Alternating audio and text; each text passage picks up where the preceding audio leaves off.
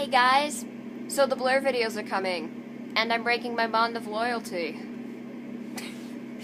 I can't believe I said that in such a tone of voice that I said it. You all know, if you've been watching me, I talked about it in my albums video, I talked about it in songs I liked, I talked about it in all sorts of videos. If you're watching me, you know I like Blur. This is not a well-kept secret or anything.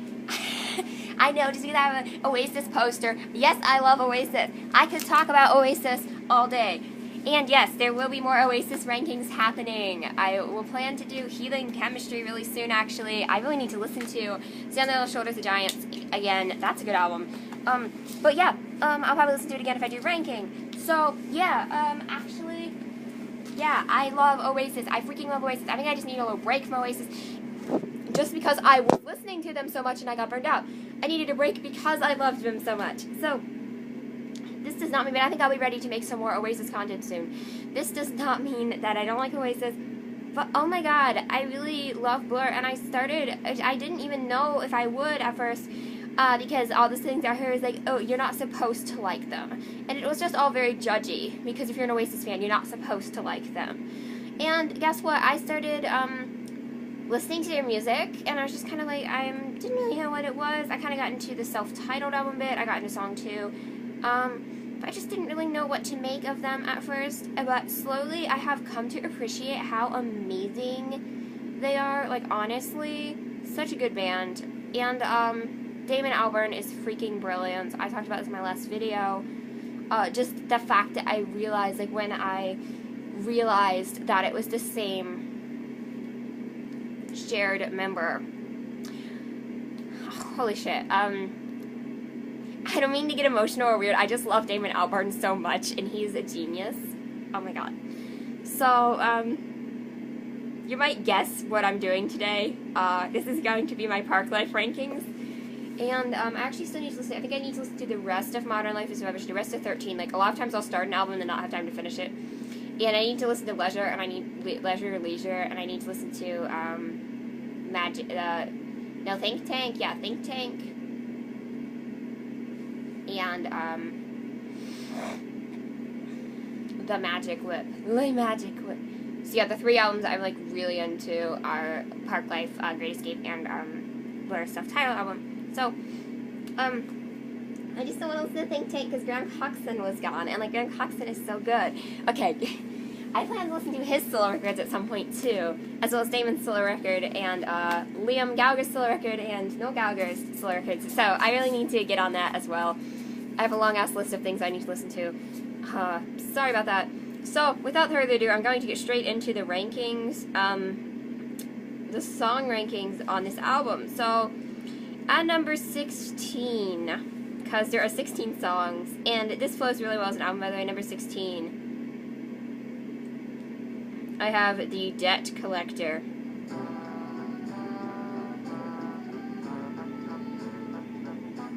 So, this is a rather short instrumental, and I don't know why, it reminds me of, like, Mary Poppins or something. I don't know why.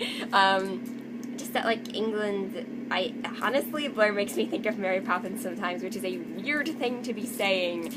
I have not seen a Mary Poppins movie, by the way. I don't know why we're talking about Mary Poppins.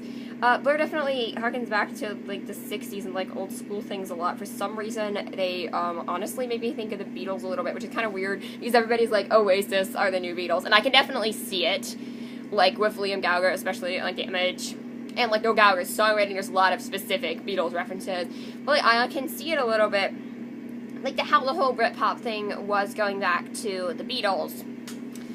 And just, like, the first British invasion. I'm not saying Blur were like the Beatles at all. I'm just saying, going off on a tangent here, they kind of remind me a little bit. But honestly, other than that, other than going on a tangent about their sound in general, there's not much to say about it. It's a pretty short instrumental, so 6 out of 10. Number 15 is the last song on the album, which is another short instrumental, Lot 105.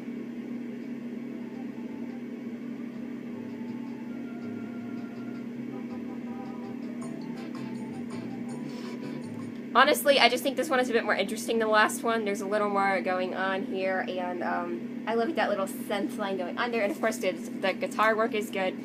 But again, really not much to say about it. Number 14.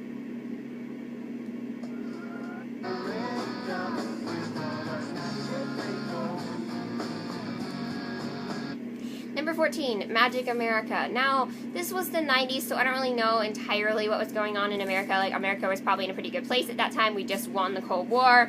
I'm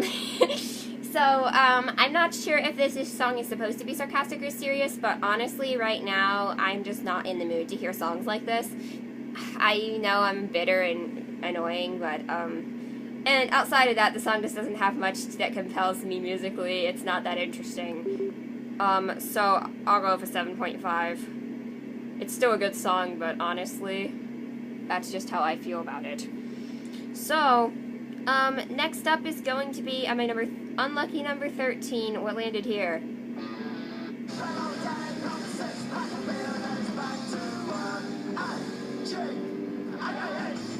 So this is a really short song as well, Bank Holiday.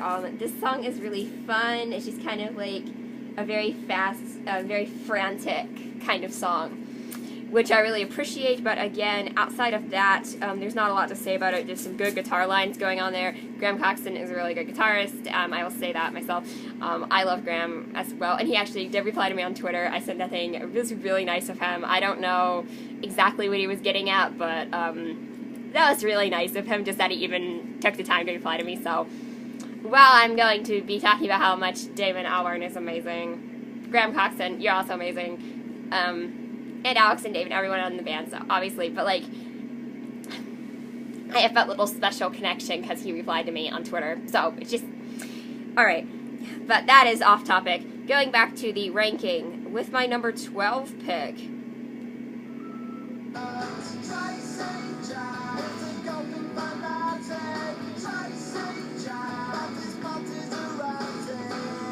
I feel like a lot of people would put Tracy Jacks higher. I don't know. I'm giving it a 8 out of 10. I'm just checking. Yeah, Bank Holiday was also a 7.5. Lot 105 was a 6.5. I think I forgot to say that. I don't know. But yeah, definitely Tracy Jacks is a song that a lot of people talk about, even though it was never a single. It's like really, really catchy. Blur, it's like Blur at their like poppiest and catchiest, which is fine. Again, I still really enjoy it, but it can get a bit annoying after a while, I think. So, number 11 is going to be another song which I just kind of have mixed feelings about.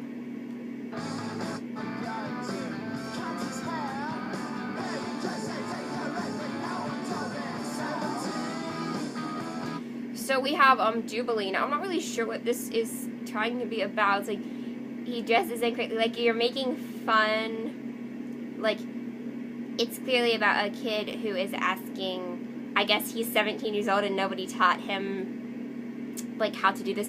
I could probably do a lyrical analysis on this album. Actually, this is not a terrible idea. Now that I'm thinking about it, to tackle all the songs on this album. But yeah, just in general, it's a really catchy song. Again, not much to say about it. Number 10.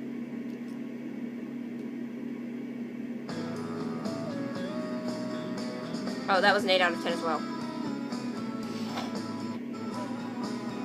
Number 10, Clover Over Dover. This one has some really nice little guitar riffs, and it's just a really nice song. I don't want to use the word nice, it's boring, but, like,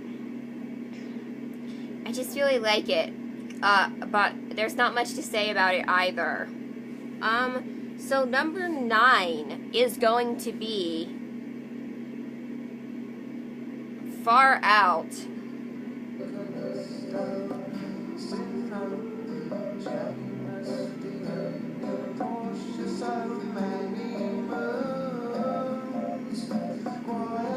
Honestly, this is just such a short little song, but I love it, and I love, like, the, like, synth line that's happening here. It sounds very, like, extraterrestrial, kind of, like, alien invasion movie. That's a weird thing to say, but that, like, synth line that is going on there just really makes me think of that, and honestly, this is such a short little song, but it's just so interesting. I'm going to give it an 8 out of 10. Now, going on to my number 8 pick, is going to be, I don't know why it just no Bluetooth my ass. It's back. It's going to be Bad Head.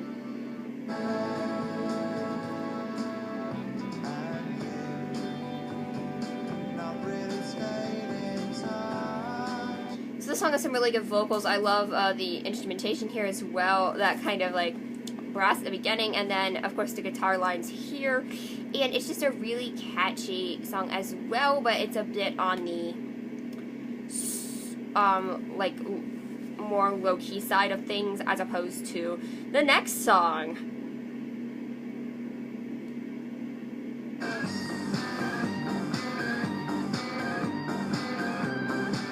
Yes, my number 7 is my guilty pleasure jam, Girls and Boys, and I don't mean guilty pleasure because I'm guilty for liking this song. I don't mean guilty pleasure because of what the song is about. I fully endorse this song. I fully endorse any songs like this. I fully endorse Ingrid Michaelson's Girls Chase Boys. I fully endorse these kinds of songs. Enough said. But going off it musically alone, yes, it's annoyingly repetitive at times. Even I will admit that. But come on. How can you not sing along to that chorus?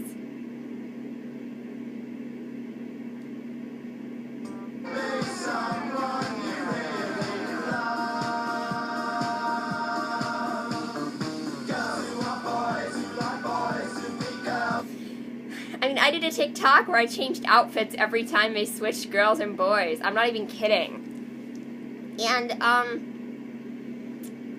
that little electric synth at the beginning and those guitar lines at the beginning there as well, and then Graham's guitar lines throughout this song, that like rhythm guitar throughout the entire song, is so good.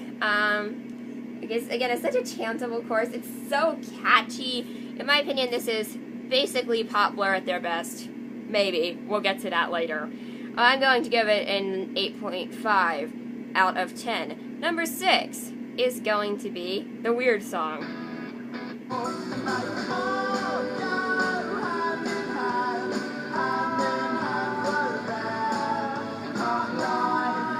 Yes, Parklife. This is a really weird song. I debated about putting this over Girls and Boys. I actually gave it a higher rating with 9 out of 10. This song is just so goddamn weird, and I love it. This, like, character, because, of course, it was the actor, like, talking through the verses. It's just such an odd, song, having this character that talks like that, and then Damon just shouting, Parklife, in the background. And it's just so weird, and I love it. Number 5.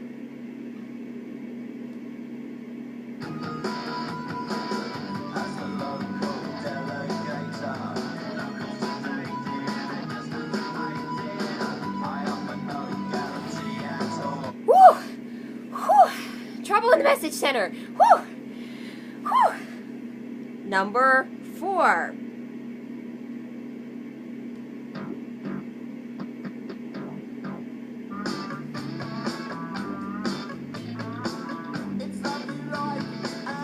This is actually the best pop Blur song on this list. London Loves. I freaking love this song. Again, like the guitar from Graham and the bass from Alex here is so good. Oh my god. And it's just such a catchy song. Again, going back on the pop things.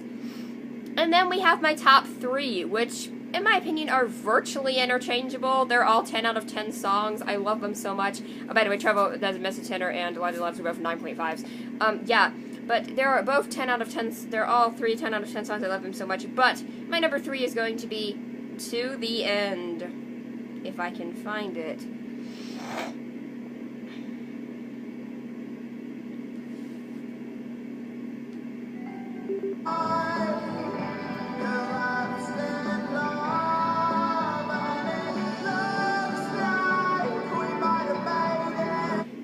Such a good song. It's got like almost a 60s vibe to the instrumental and like this lush strings, and it's like such a good love song, and Damon's vocals are so amazing. Next up at number 2, we have the classic.